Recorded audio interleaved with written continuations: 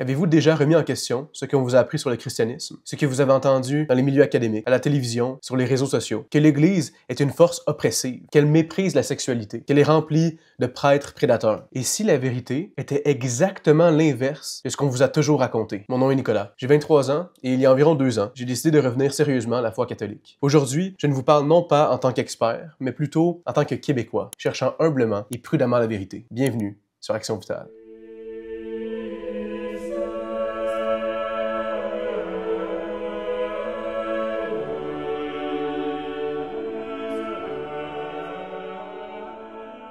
Nous avons tous grandi dans une culture où le christianisme est hautement suspect. L'Église catholique, encore plus particulièrement, est souvent présentée comme étant arriérée, violente et hypocrite. Supposément, elle sert un obstacle au progrès, à la liberté et au bonheur humain. Ces idées sont devenues si courantes qu'on ne les remet même plus en question. Pire encore, elles sont devenues la structure fondationnelle de notre pensée collective. Et pourtant, cette même structure est extrêmement fragile. Il ne suffit que d'un peu d'honnêteté, d'un peu de rigueur pour qu'elle se fissure. Parce que derrière ces mensonges se cache une toute autre histoire. Une histoire qui, par souci de justice, mérite que nous la partagions. 3 principales accusations reviennent sans cesse dans le discours moderne contre l'Église. La première, qu'elle serait fondamentalement opposée à la sexualité humaine, qu'elle méprise le plaisir, impose la culpabilité et nie la liberté du corps. La deuxième, qu'elle aurait semé la violence tout au long de l'histoire, par, entre autres, l'Inquisition et les croisades. Autrement dit, elle aurait imposé la foi par l'épée. Et la troisième, plus récente, mais beaucoup plus grave, qu'elle serait aujourd'hui rongée de l'intérieur par les scandales et les abus sexuels. Elle aurait tout permis, tout caché, tout couvert, sans aucune réelle conséquence. Ces accusations ne sont pas anodines. Elles façonnent profondément la perception publique du christianisme et, de ce fait, ferment le dialogue. Elles empêchent des générations entières de découvrir la vérité. Il est grand temps d'y répondre. Non pas avec de la colère, mais avec de simples faits. Mensonge numéro 1. L'Église est contre la sexualité, le plaisir et la liberté sexuelle. Prenons d'abord la question de la sexualité. Loin de mépriser le plaisir, l'Église affirme que la sexualité humaine est un don sacré, un don inscrit dans notre nature. Elle n'est donc ni un péché, ni un tabou, ni une honte en soi. Au contraire, elle est le langage même de l'amour conjugal, un amour total, fidèle et fécond. Le clergé n'encourage donc pas une négation du plaisir. Au contraire, il appelle à son élévation. Ce qu'il rejette catégoriquement, par contre, c'est une banalisation de la sexualité, celle qui, tragiquement, est si populaire à notre époque. Celle qui réduit son partenaire à un vulgaire objet. Celle qui utilise l'autre pour sa propre satisfaction personnelle. Celle qui inverse le concept d'amour vers soi. La tradition catholique a toujours défendu une sexualité ordonnée, vécue dans la maîtrise, dans la fidélité et, surtout, soutenue par un amour sincère.